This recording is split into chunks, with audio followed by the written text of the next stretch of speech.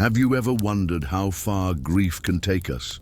The death of a loved one can shape the way we see the world, the people around us, even our own identity.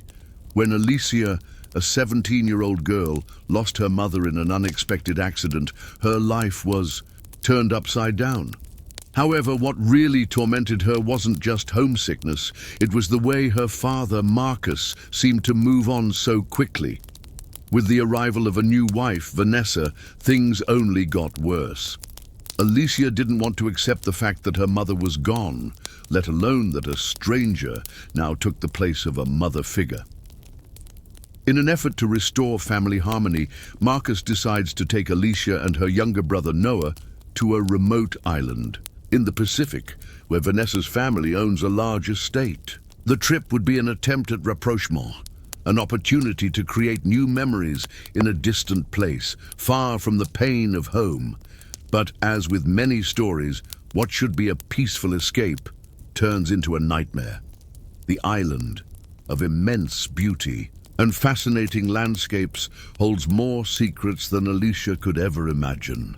As the small boat makes its way through the calm waters, the atmosphere seems to change. The wind that once brought a sense of freedom now seems charged with something unsettling. The sky, once clear, begins to cover with heavy clouds, as if nature is responding to Alicia's anxiety.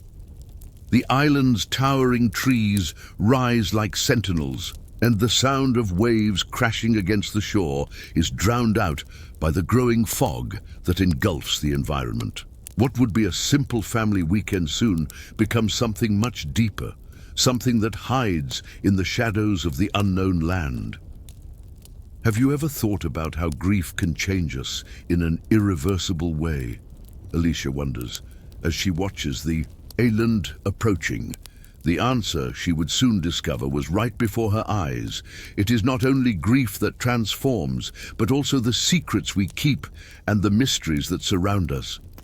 As she steps onto the island's dry land, Alicia feels something cold and disconcerting. Vanessa's house, an imposing and elegant building, rises before her. But there is something about the architecture that does not make her feel welcomed. Luxury is not enough to disguise the feeling of emptiness that emanates from that place. She has the feeling of being watched, that something is wrong, but she tries to ignore it. It's just my imagination, she thinks. However, with each step you take, you feel the weight of something you can't explain more intensely.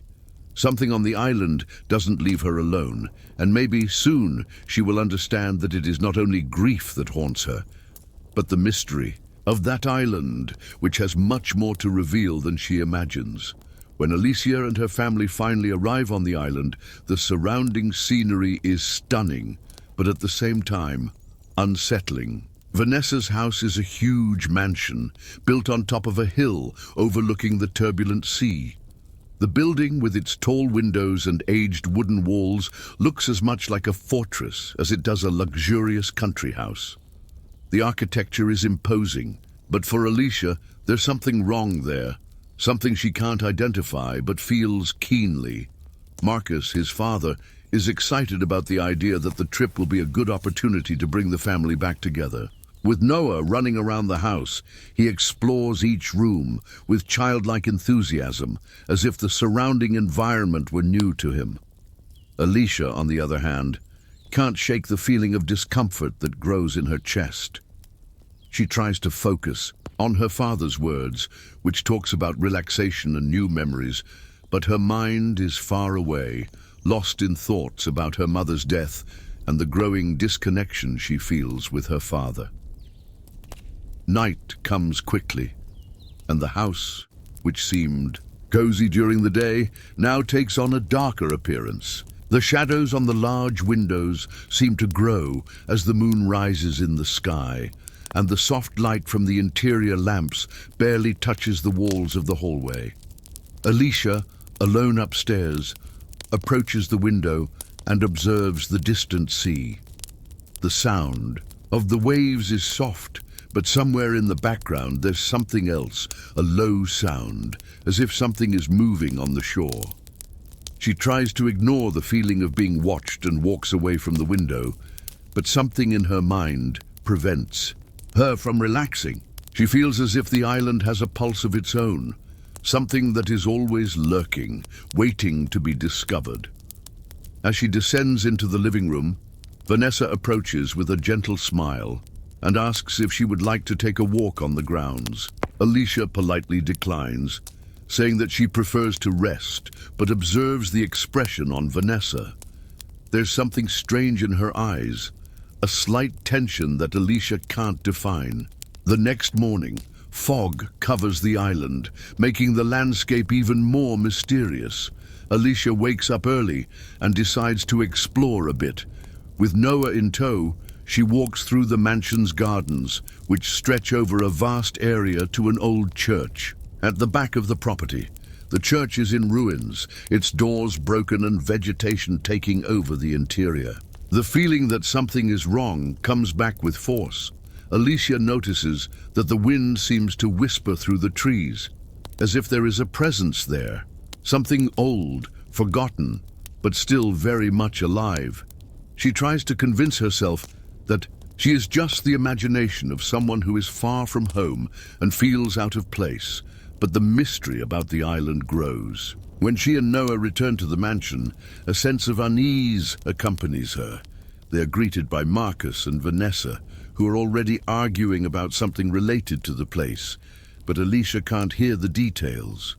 The tension between the two intensifies, as if something was about to happen, something that involved not only Alicia, but the island itself.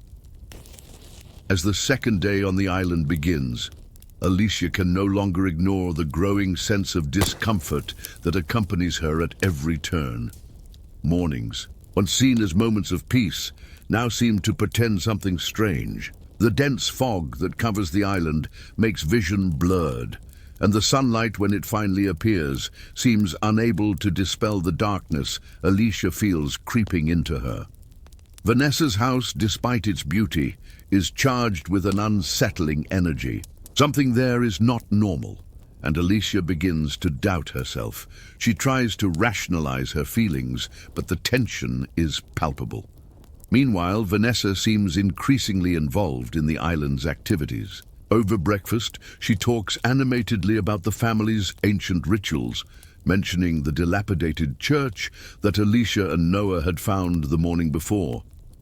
She says that there are centuries of history on that property, something that has always enchanted Marcus, and that she was happy to share with them this piece of the past. Alicia, though polite, feels that there is more to this story than Vanessa is willing to reveal. The way she mentions the rituals with an almost distant smile seems forced, as if trying to hide something darker. Alicia decides she needs to investigate on her own. She waits until Marcus and Vanessa leave to take a walk around the grounds, and then returns to the church. This time, the feeling of being watched is even stronger. She can swear there's something more to that building than just rocks and moss. The ancient walls seem to whisper, and she feels an unseen presence as she approaches the altar. The door of the church is ajar, and a cold breeze pushes it inside. Upon entering, Alicia notices strange symbols on the walls, old drawings and signs that she can't understand, but that make her feel a chill running down her spine. She is not alone. The figure of Vanessa appears at the door of the church, as if he had waited for her. "I knew you'd come back here," Vanessa says with a soft smile, but one that doesn't reach her eyes. Alicia is baffled, and before she can answer, Vanessa adds, "There's nothing to fear, honey. This is just a place of stories, of memories, nothing more." The way Vanessa talks about the place with such familiarity only increases the feeling that there is something very wrong there. Alicia tries to ignore the growing malaise and returns home, but her thoughts become increasingly occupied with the idea that this island holds something hidden. She begins to question whether her mother's death and the sudden change in her family life can somehow be connected to this place. Over the following days, the feeling of being watched only grows. Every step she takes seems to echo off the walls of the mansion, and the sound of water hitting the rocks outside the window makes her feel like she's inside an invisible prison. One night, while exploring the mansion, Alicia finds an old diary hidden in a drawer. The diary belonged to a woman named Eliza, who describes mysterious events that took place many years ago on the island. The diary talks about ancient cults, sacrificial rituals, and an entity called He Who Walks in the Shadows. Alicia reads, in shock, her eyes darting across the pages as the night drags on. She begins to wonder, is this He Who Walks in the Shadows the same Wendigo of the local legends? The connection between Eliza's diary and Vanessa's behavior begins to form a clear image in Alicia's mind.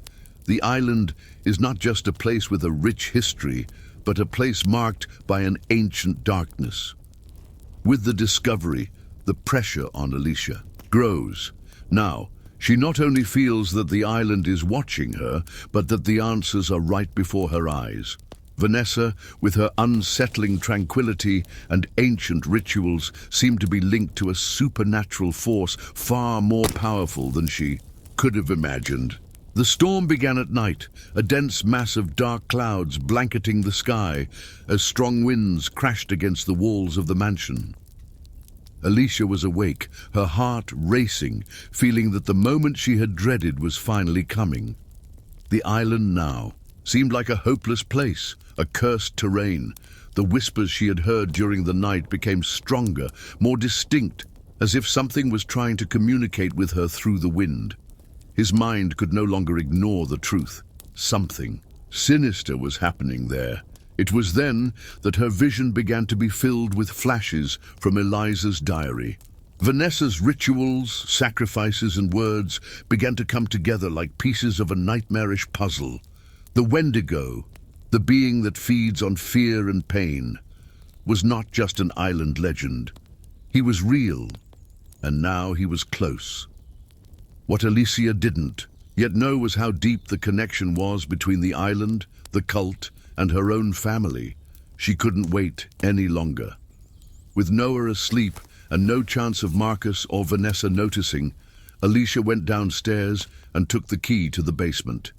She already knew what she needed to do. The diary spoke of a hidden place where the rituals were performed, and Alicia felt that the answer was there, in the depths of the mansion. When she opened the basement door, a musty smell and old damp woods invaded her nostrils, but she didn't hesitate. The door creaked as it was pushed back, and she walked down the stairs with her heart pounding in her chest. The basement was quiet, but Alicia felt that something was watching. The flickering light of her flashlight revealed ancient symbols on the walls, the same ones she had seen in the ruined church, now clearer and more ominous. She moved further until her eyes caught a large stone table in the center of the room, covered with extinguished candles and instruments that seemed out of place, as if they were waiting to be used again. It was at that moment that she heard Vanessa's voice, calm but loaded with a threat that Alicia could no longer ignore. "You shouldn't have come this far, Alicia." The words shot across the room like an icy whisper, and when Alicia turned, she saw her. Vanessa was standing at the basement entrance, her eyes shining with a kind of intensity Alicia had never seen before. "I told you so, honey. Now it's too late." Fear gripped Alicia, but her determination was greater. She knew she couldn't run away anymore. Vanessa, in her eerie calm, revealed everything. The island was a point of power, a place where ancient rituals had been performed for generations, and the Wendigo was the entity that kept this evil alive. She confessed to being part of a cult that fed on pain, and Alicia was the key to completing the cycle, the new victim to be sacrificed to strengthen the bond with the creature. "No, I'm not your sacrifice," cried Alicia, retreating away from the stone table. The Wendigo, who had been waiting, then appeared in the shadows, his eyes red as embers, his teeth sharp as knives. The creature advanced, But Alicia, desperate, found a ritual knife that was on the table and prepared to fight. The fear she felt was overwhelming, but the will to survive was stronger. The confrontation with the Wendigo was terrifying. Alicia struggled, but the creature seemed almost invincible, a force of nature that moved with supernatural speed. She managed to dodge and injure Wendigo, but he didn't seem to care about the pain. In a last-ditch effort, Alicia used the knife to break through the symbols on the stone table, an attempt to break the bond between the cult and the creature. Gradually, the Wendigo began to weaken, but not before unleashing a last cry that echoed throughout the island. Vanessa tried to intervene, but Alicia, with all her fear and anger, finally managed to defeat the being, weakening his strength and dissolving the cult to which Vanessa was attached. The fight ended in silence, and the island, which had previously been taken over by a dense and evil energy, now seemed calmer, as if something very old had finally been broken. Alicia, exhausted, looked at Vanessa, who was now lying on the floor, lifeless, as if she had been consumed by the very force of the service. There was no longer any explanation, only the loneliness of the island and the victory over evil. But as Alicia looked to the horizon, she knew that the internal struggle with grief and emptiness wasn't completely resolved. She had faced the darkness, but now she would have to find a way to heal the pain within herself. With the fighting finally over, the island was now in a deep, heavy silence. Alicia, panting, still felt the echoes of the confrontation reverberating in her mind. The creature, which until then had seemed invincible, was now immersed in an unusual peace, as if it were part of its own environment, slowly disappearing into the shadows. The Wendigo was no longer a threat, but the emptiness left by it still weighed on the young woman, like a shadow that did not want to dissipate. She walked away from the stone table, her trembling hands still clutching the knife that had helped her sever the bond between the cult and the dark being. The room was quiet, except for the soft sounds of the night that began to seep in. But for Alicia, the external battle was over, and the hardest thing was yet to come. She knew she couldn't just go back to the house and carry on as if nothing had happened. The pain, fear, and secrets of the island were etched into her soul, and she would have to live with it for the rest of her life. Alicia walked to the basement door and slowly climbed the stairs, footsteps echoing in the now empty house. The air was heavy, saturated with a sensation she couldn't fully identify but felt deeply. She looked at the mansion and noticed that although the Wendigo's presence had disappeared, there was something different about the house. The walls seemed tighter, as if the structure itself was retaining the memories of everything that had happened there. When she reached the upper floor, Alicia saw Marcus, who had finally woken up, but the expression on his face was empty, distant. He didn't fully understand what she had experienced, what she had faced on that island, but her eyes conveyed a quiet concern. Alicia knew he didn't understand the magnitude of what had happened, and she wondered if she would ever be able to share with him the true horror of that island. When his eyes turned to the horizon, the mist still lingered, shrouded in the trees of the island. Alicia felt that although the Wendigo had disappeared, the darkness was not entirely extinguished. The island seemed to hold much deeper secrets, something that could not be explained by the defeat of one creature alone. With each step she took, the weight of grief and the sense of abandonment returned, bringing a tide of emotions she could barely control. Alicia knew that the external battle was over, but the real confrontation would be with herself. She looked at the place she once considered her home and realized that she was now farther than ever from everything she knew. The mourning for her mother's death and the scars left by Rachel's betrayal were immortalized in that place, which now seemed an echo of the shadows that had always haunted her. She would need to rebuild herself, find a way to heal what was broken and move on. But that would be a personal journey. When Alicia turned to look one last time at the house, she knew that the island had changed her forever. The experience had forced her to confront the unknown, evil, and herself. Although she had won the battle, the internal war to understand her pain and her place in the world was still far from resolved.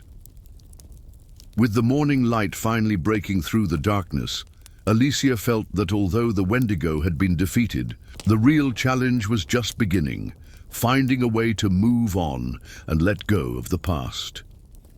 With morning rising, Alicia found herself on the balcony of the mansion, looking out over the horizon as the fog finally began to lift. The island, though beautiful, now seemed a very different place from what she had known when she arrived. The wind that once brought the promise of adventure now seemed to bring with it a heavy sense of loss and revelation. The shadows, though, now absent, were still there, etched in Alicia's mind, as reminders of an evil she barely understood. She looked at the others, Marcus and Noah, who were in the living room.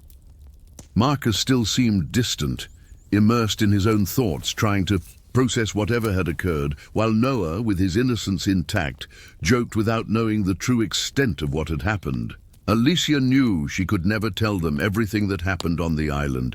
Some secrets, some truths, were simply impossible to share. And perhaps, in her heart, she knew that the hardest was yet to come. The Wendigo, the creature that had long been seen as a mere legend, was now buried deep within the island. But Alicia felt that he represented more than just a supernatural force. He was the reflection of all that she had lost: her mother, her trust in her father, and even the security of her own heart. The truth she discovered about Vanessa, the cult and the ancient rituals, was more than just a mystery unraveled. It was a part of her life that she could never erase, a weight that could never be fully put aside. The island seemed to have calmed down, but Alicia knew she couldn't just erase what had happened. She had faced the monsters that lurked in the shadows, but the internal battle was far from over. Now she would have to deal with the biggest challenge of all, living with the truth and finding her own way in a world that suddenly seemed darker and more unpredictable than ever. She looked once more at the distant sea, the waves crashing gently against the shore. A sense of parting enveloped her, and Alicia felt like she was leaving something behind. But what exactly was still uncertain. The gentle wind ruffled her hair, and she took a deep breath, as if she was finally getting ready to move on. The final message is clear. Sometimes the truth does not offer the peace we hope for. Sometimes facing evil simply means facing the void it leaves behind. But in the end, we are all forced to move on, regardless of how much the weight of the past drags us down. And for Alicia, the future was still full of questions, but also of possibilities, because in the end, the only certainty she had was that the world would no longer be the same, and neither would she.